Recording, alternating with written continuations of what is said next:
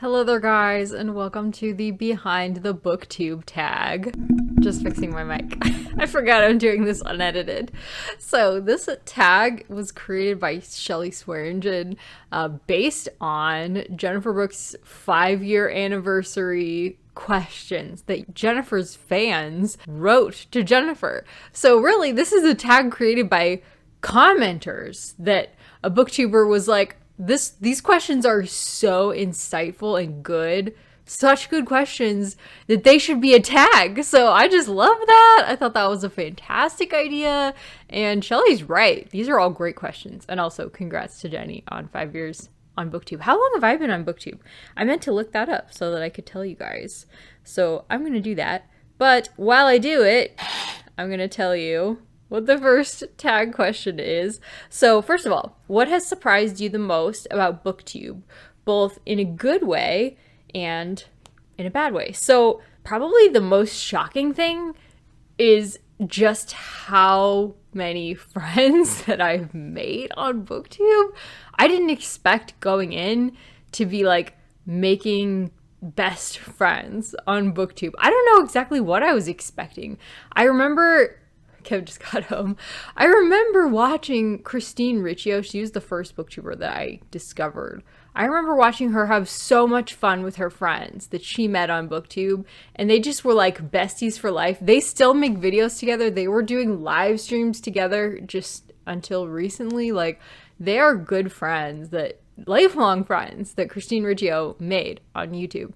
And I remember thinking, I want friends like that because at the time I was home alone and just sick all the time. Okay, so let me just break in here and say the first video that I put out was 8 years ago, which I actually made for the library because I was working on the teen program. I posted a video of the Scorpio races to show them how to do it, and it's not a good video. Don't go watch it. But I only posted 2 videos that first year. But really, I started posting really regularly. There's one from 4 years ago. I thought that that was like the first video, and I posted pretty regularly after that.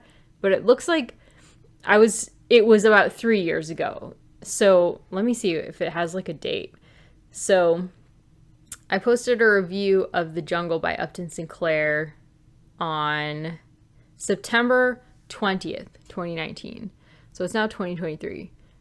That's 4 years ago. So I guess that's why. So I think it was about 4 years ago then, this fall, that I started posting videos. Sorry, that was such a long answer. Wow. When I started my channel, I was home a lot, all the time, pretty much, just sick, and that's still the case. Nothing has really changed on that front. But I had lost contact with a lot of my friends just because I couldn't hang out with them, and I wasn't really a huge social media user. So yeah, this was a big change going onto YouTube and actually using social media for all of my closest relationships now, other than families. That's pretty wild. So big change. It shocked me.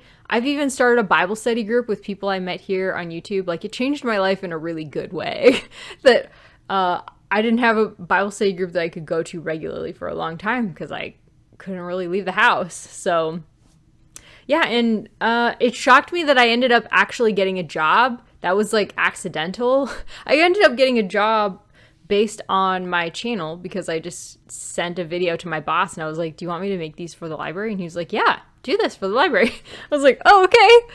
Because I know several of my friends joined Booktube to try and like make a career of it. And I just really was like, I don't think that that's something that you can do on Booktube, which I've been proven wrong. People do that on Booktube. It's just kind of rare.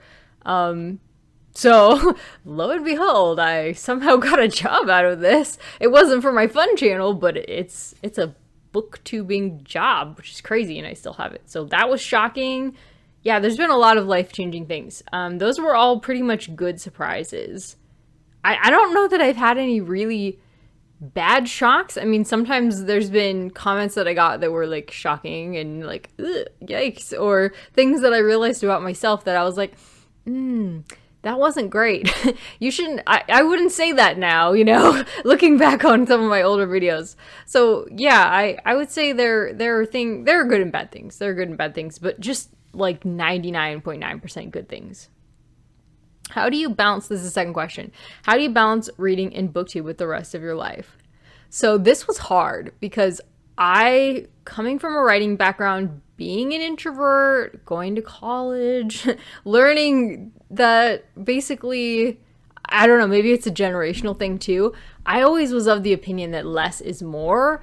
And so I worked really hard on my editing early on in my booktube career. And for the first 3 years of my booktube career, it's been about a year now since I started doing like unedited videos like this one. And that's all because of you guys. I wasn't able to balance booktube and life anymore. No, I stopped posting edited videos about a year ago. I probably didn't start posting videos again until somewhere around Feb Regency, because I was like, I need to post videos for Feb Regency. So I just got my butt in gear and started posting videos again. But you guys told me in the comments, you were like, don't stress yourself out. If you don't have time to edit, don't edit. Just upload like reading updates. We just want to hear from you once in a while. So I was like, are you sure? Because I can really ramble, as being proven by this video. But you guys said you didn't mind, and I took that to heart. And now I frequently will post almost completely unedited videos. So yeah, thank you for that. You guys have made it so that I can have a booktube. I quit booktubing for a year because I did not have time to fit it in with the editing that I was doing. I really was of the mindset that you guys don't want to see an unedited me. I need to edit it down if you guys are going to watch it. And you guys have disproved that. So thank you for that. I'm still here because you guys encouraged me to keep posting, even though I couldn't post in the same capacity that I was posting before I got a job. Really, getting a job changed my focus. I just could not post heavily edited things anymore. So thank you for that. And okay, let's move on. And I guess I would just always rather hang out with friends than edit a video too. And once I got friends to hang out with, I was like, wow, booktube served its purpose for me. I just really wanted friends out of this. I didn't realize that's what I wanted when I first came to booktube.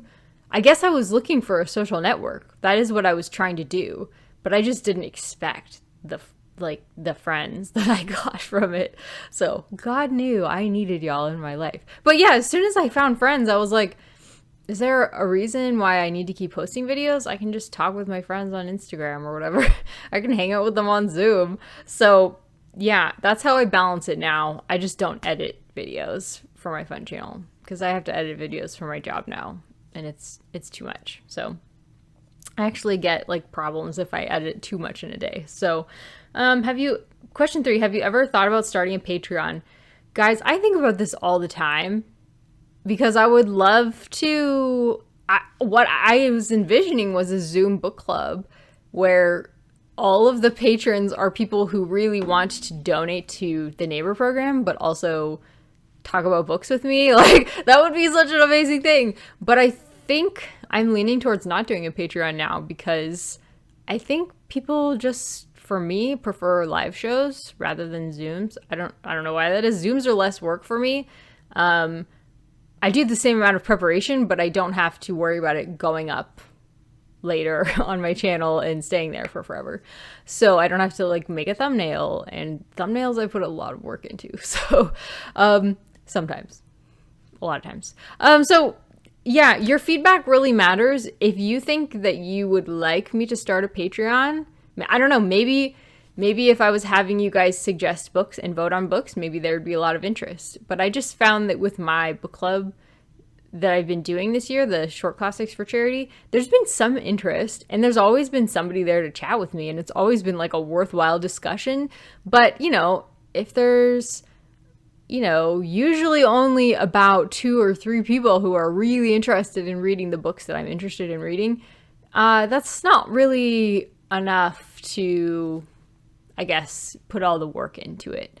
I guess if I was getting paid, that would make it worth it, but I don't know. It didn't seem like people were all that interested. So I guess if you guys are really interested in me doing a Patreon and you're like, yes, I would subscribe to your Patreon.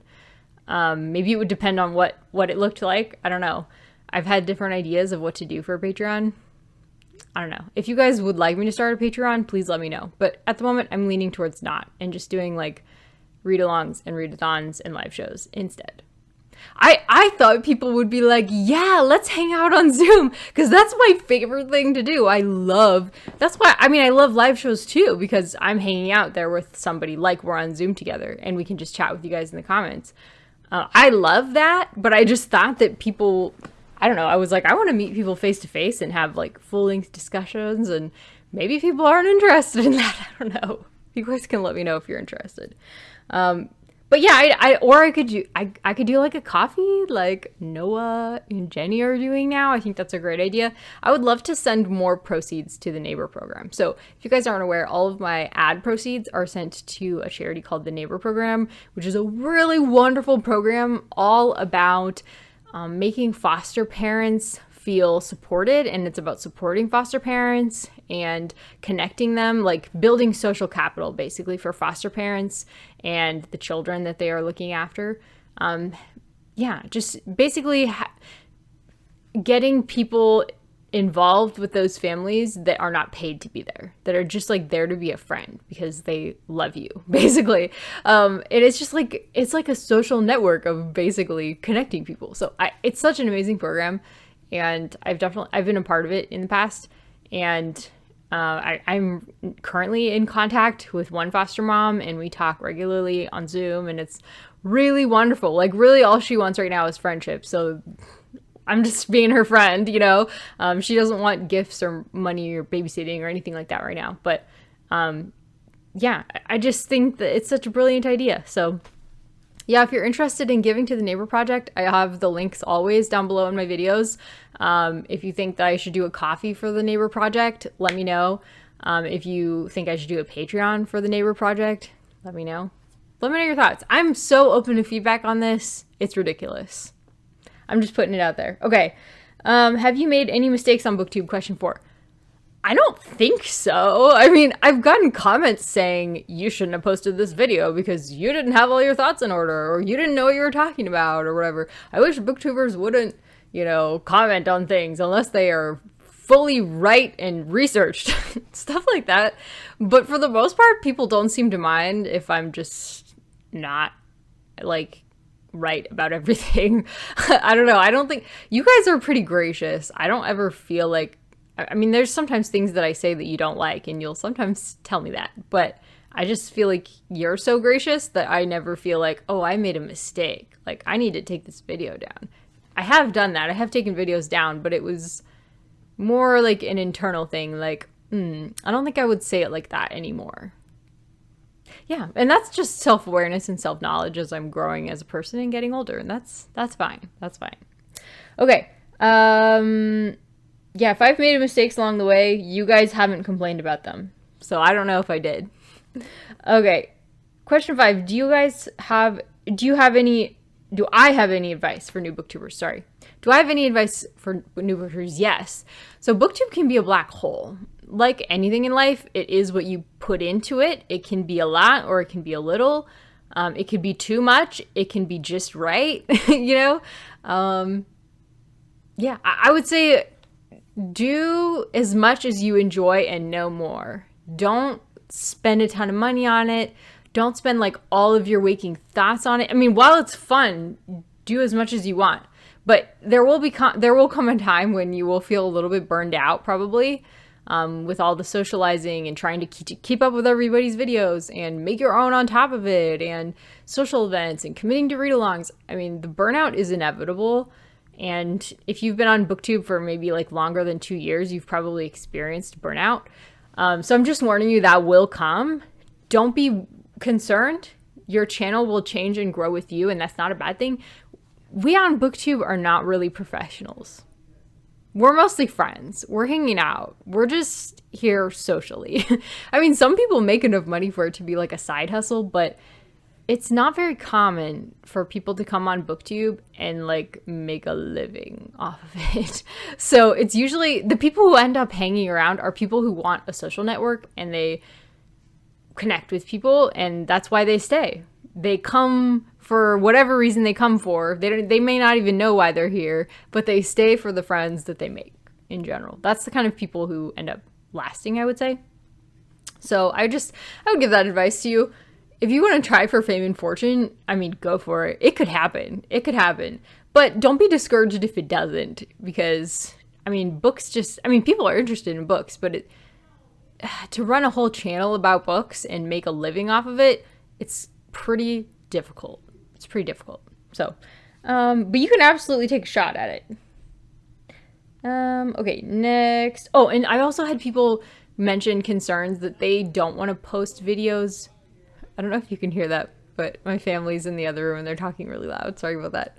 I want to go hang out with them too, but I want to finish this video first. So, I've had people mention that they don't want to start a channel because they don't like their looks, or they're afraid that other people won't like their looks. But I'm just here to tell you, we booktubers do not judge based on your looks. We really don't. I mean, we try to look good, I guess, for the camera, but you guys have seen my vlogs, right? I am not always looking so hot in my vlogs. So we're all friends here. You might get some weird commenters commenting on your looks. I do. It's fine. It's fine. I can block them and move on. I don't really care. And you shouldn't either. You should just post your thoughts on books if you're interested. There are all kinds of booktube videos out there. There is a thriving... I've heard a lot of older people share that they're concerned that they're too old for booktube. Their face is like not booktube ready, I guess is what they think. But I'm here to tell you that is a lie. There's a thriving community of older booktubers, because I think maybe if you're older, you might have enough time maybe to actually post videos, and even if they're totally unedited, I mean, booktube can... I just think older booktubers have taken booktube by storm. I mean, that is not like a bad thing. Age is wisdom. Gray hair is wisdom. So I would just encourage you guys, if you're ever concerned about your looks fitting in on booktube, don't be. Just hang around. It's people who live here who do the best on booktube. If you really enjoy watching booktube, if you enjoy commenting on people's videos, they're gonna be looking at your channel and be like, what? They don't have a channel? That's a bummer. I want to hear their thoughts on books. Like, I have that thought about my commenters all the time. I'm just like, I want to hear this person's thoughts on books. I would watch their channel. But they don't always have a channel, and I get that. It is a time investment. It's a time investment. It is. But it doesn't have to be a huge one. Like I said, I'm just gonna upload this with like no editing. So, oh, hey. Okay, I'm back. I also wanted to mention one more hint. So I script like probably 90% of what I do on booktube. I don't know if that's quite right, but I script a lot. And I think it just helps me not to ramble as much. It helps me actually have something of substance to say to you, which I know is something I appreciate in videos. Oh, there's something of substance. They thought about this before they posted it. I just want to let you know, that's always an option. Scripting gets a bad name, but I've had people tell me they can't believe that I script. But it helps me think. And I've also seen, channels that are videos about, oh, how to be a successful YouTuber. Script your videos. That's one of the things that helps. And it really does help. I mean, you can still be spontaneous, but having some thought that you've actually considered before saying it on camera can be helpful. Just a tip. Like I said, I script everything. And most of my friends don't script, and that's fine. You don't have to. I'm just saying it helps me, so. And sometimes I don't have time to script. Wrap-ups and TBRs, I don't have time to script that. But reviews, tags, definitely I script, for sure. Or videos that are discussion type videos. I have discussion questions and answers written out for all my live streams, stuff like that. Okay. Question 6. What are your thoughts on the YouTube algorithm? My thoughts are I don't get it, but it can be fun. Sorry, I should not have started trying to drink. It doesn't really mix. You can't drink and do unedited videos. But my throat's so dry. Anyways, the algorithm can be fun to try to figure out. In my opinion, it can be fun. And I like checking my analytics. They just added a new research tab to the analytics tab on my app, which is really fun because you can like see, like, if you type in books, it'll tell you the hot trending words as far as books, which are usually like read books, book, you know. So it's like, oh, I guessed that one. Okay, that's fine. But anyways, it's fun. I can't ever tell if something's gonna do well. I can sometimes guess if something's gonna do well, and other times I'm totally shocked and surprised and happy. I would say, oh, this is another thing I would tell new booktubers. When I first started posting, I was so disappointed with book reviews and like how they turned out, I guess I would say. Like, people wouldn't flock to my book reviews when I first started this channel. And I think what I've learned, though, as I gathered a following, is that people do like book reviews. It's just usually not the people who follow you. The people who follow you will sometimes watch your book reviews, but it's usually people who are just randomly searching for a book title that will find your book review, which is why you get the most hate comments on book reviews, because it's just people on YouTube randomly searching, and they see a video on a book and they disagree with something, and so they make a hate comment on it. But I think reviews are my favorite thing to make. They're just also very time consuming, and for me, if I was able, I would probably just put all of my time into book reviewing, but I know I don't think that would really go over super well, because I would only be able to post them like once or twice a month. And I mean, there are channels that are like that, but you know, I'm no better than food reviewer. You know, my reviews are not of that caliber. I just find them very cathartic to be able to post a review. But if you're only posting once or twice a month, I guess it just doesn't get the traffic that I would like. I don't want to be posting only once or twice a month. That's something I've tried, and it worked out okay, but I would just, I guess, prefer to be posting more regularly, even if it's not like my favorite content all the time. So I love vlogs, though. I love watching vlogs. I love filming vlogs. That's probably my most posted content lately. And I love it. I love it. I'm living in the vlog era. And that's really nice because I can just share my thoughts with you in real time as I'm reading them, basically.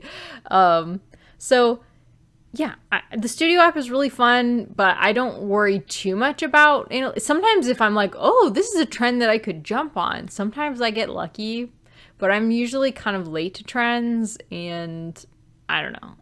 I am not great at YouTubing. I'm a professional YouTuber technically, but I'm not super good at timing and trending and stuff like that. So it's interesting and it can be fun, but I just basically have to not worry too much about the results.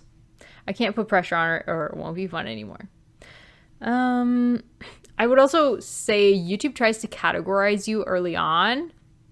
So if you, for me, I was making mostly like classics content. And then I did Stormalong, and Stormalong is what made my channel take off. And then, of course, everybody's expecting more fantasy content, but I only read fantasy occasionally. So the questions are going to be talking about success later on. And yeah, I just would say I just can't always keep up with what people are interested in, because it's not always what I'm interested in. Interesting, but not the priority, I guess, is how I would say it for me, the algorithm. Okay, and YouTube also, I should mention as well, YouTube does seem to prioritize videos that are higher recording quality. So I would say if you're starting a channel, use a device that's like your newest device that you can record on, whether that's your phone or a camera or whatever. I started filming on my iPad, and I didn't realize that that was like a problem. But as soon as I got a new phone that had a really great camera, I started using that. And actually my videos did start taking off after that point.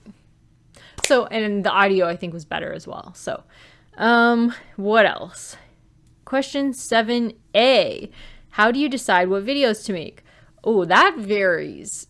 That depends on everything from my mood to current trending things to I mean, lots of times I'm just making videos because I'm excited about readathons or read-alongs that I'm taking part of. And vlogging for me is like, just, I get to talk. It makes me more excited to read because then I'll have something to talk about with you guys. So vlogging is like so social for me.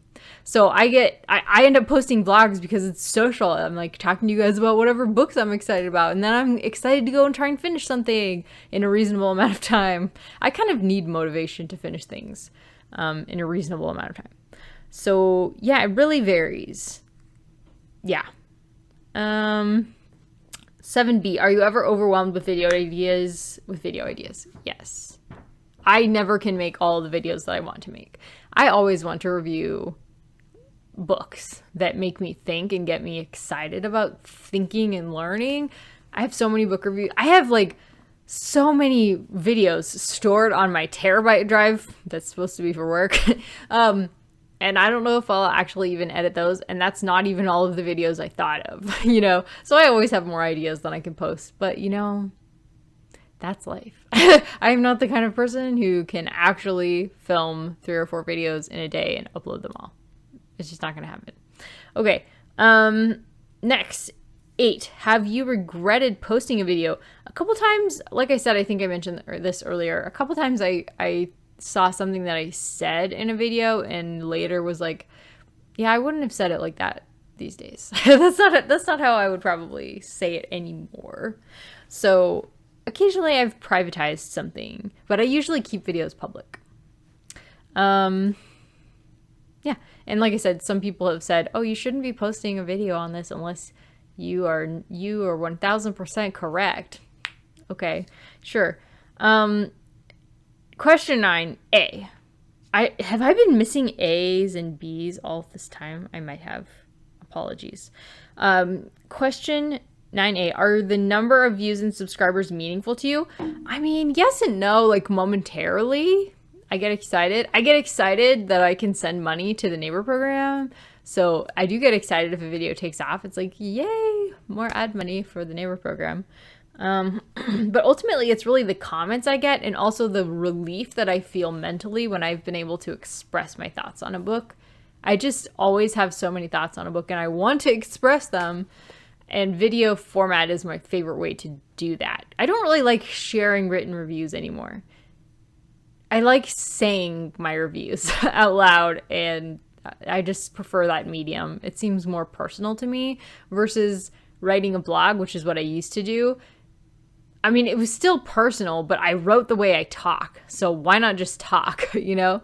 So, and I can write my thoughts down. I just don't want to share them because they're not always edited to perfection. And I'm very perfectionistic when it comes to writing. Just part of my training. I don't like to share things that have typos. And I do typos a lot. If you've seen my comments, I have so many typos in all of my comments on people's videos, in responses to your guys' videos. Yeah, it's terrible. So anyways, but I just don't have time to edit all of my comments really thoroughly. I try to post it in under 5 minutes. So question 9B, are the number of views and subscribers a measurement of success? I mean, they're one measurement of success. Thankfully, my boss is even really understanding. If something doesn't get a lot of views, he's not like, learn from that, Christy, or you're getting fired. Like, they are a measure of success, but they're not really the measure that I go by, because I know if I put in a lot of work and I'm really satisfied with a video, even if it doesn't get a lot of views, or if it was like a really fun friendship moment for me, I'm happy that it's there, you know? I'm happy if 1 or 2 people enjoy it, you know? So, yeah. I would say Booktube is so social to me. If I get a fun time with my friends, that's really all I'm looking for out of this channel. And new perspectives I like as well, hearing new perspectives. I mean, Stormalong 2020 really took off on my channel, and that was gratifying because it was a lot of work, and we had so much fun. And I literally, like, the friends I made during Stormalong, you know, it was worth it for those things.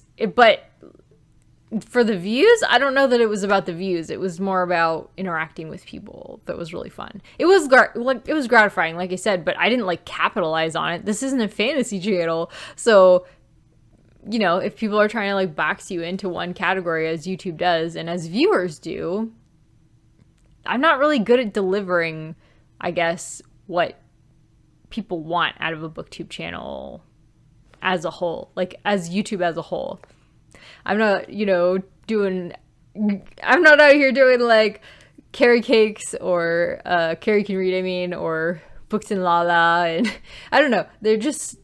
They can consistently deliver content that's interesting to a variety of viewers, but that's just not something that I seem to be able to do, which is unfortunate when you're, you know, a booktuber for your job, but I've just had to make peace with that. For me, it's more social is the point. I want everybody to have a good time here. That's really what success means, I think, to me. Everybody having a good time. But together we have made like $500 for the neighbor program through this channel. So thank you for all of your support, because that means a lot. That really means a lot to me, and I think to the neighbor program as well. So thank you for helping me with that. And that's success. And it's success. Success, you can just define it in so many ways. I found success in so many ways through BookTube. Best friends, money to charity, good times, and then job. Getting a job out of it again. So much success. All thanks to you guys. So success can be measured in a lot of ways, and views and subscriber count is just one of those ways. Not the most important ways. Okay. Question 10. Are you disappointed by the growth on your channel? I mean, have you guys noticed we're at almost 2,500 subscribers? That's crazy. What are you guys doing here? No, I'm just kidding. Thank you. Thank you for being here. I'm not disappointed by that at all. I don't know why everybody's all here. I'm really glad that they are, though. I'm super glad you're all here. Have you ever thought about quitting BookTube? Yes, like I said, and I have soft quit before, but I came back to it because you guys encouraged me to just post unedited things. So I already shared that. Question 12A, what are the most touching comments? So many, guys. They live on in my brain. Like, they are like high moments for my life. I still remember getting a comment from Victoria saying, "You are a perfect person." And she probably didn't know how much I needed that, but I really did, and I still remember it, and it just makes me feel so happy inside.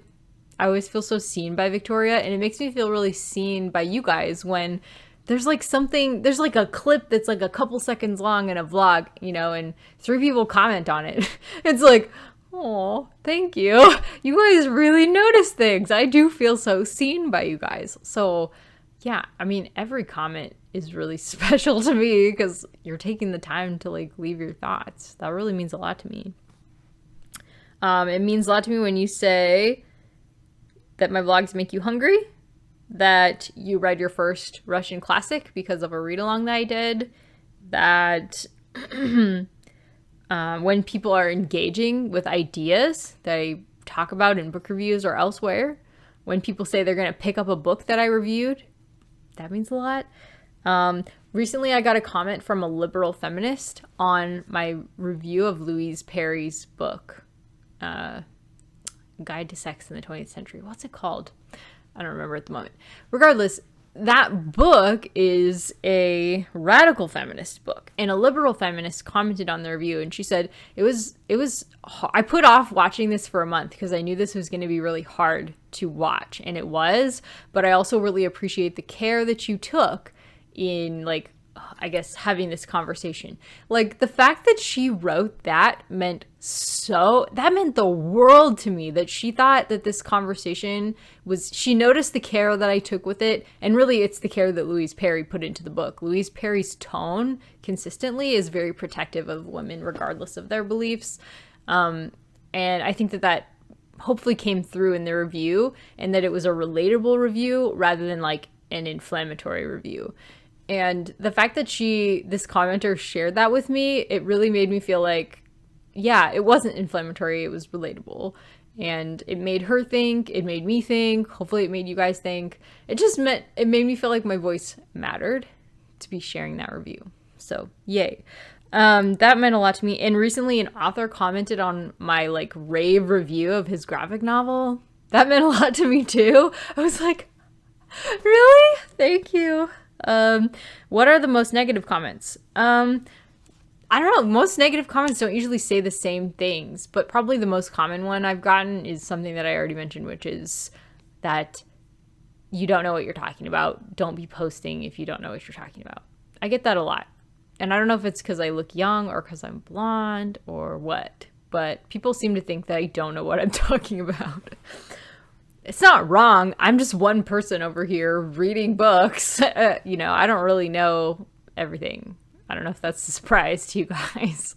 But, yeah. Anyways, I recently got a comment saying that they're not interested in my content because I like Twilight. And that's fine. You don't have to like my content. So I get negative comments, but I don't really, even when I get negative ones, it's usually not, I don't know, particularly upsetting. It can be upsetting. Sometimes I'll be texting like Tiffany and Victoria and be like, can I block this person? Is it okay to block this person? And they're like, girl, exercise your blocker.